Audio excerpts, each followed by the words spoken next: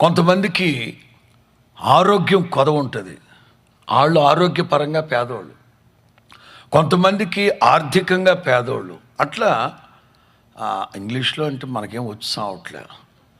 ఎవరైతే నీడి, ఏ కోణంలో నీడి ఉందో ఆ కోణంలో పేదోళ్ళు. వాళ్ళు నిజంగా పేదోళ్ళు అంటే పేదోళ్ళు కాదు. ఎవరికైనా ఏదైనా అవసరం ఉందనుకుంటే అతను పేదోడు. అందుకే ప్రభు కూడా రా రా రా రా అందరం రావక్కర్లేదు, ఇది పబ్లిక్ అనౌన్స్మెంట్. ఎవడైనా మీలో దప్పికొంటే నా యొద్దకు వచ్చి మీ దప్పిక తీర్చుకోండి. ప్రియులారా,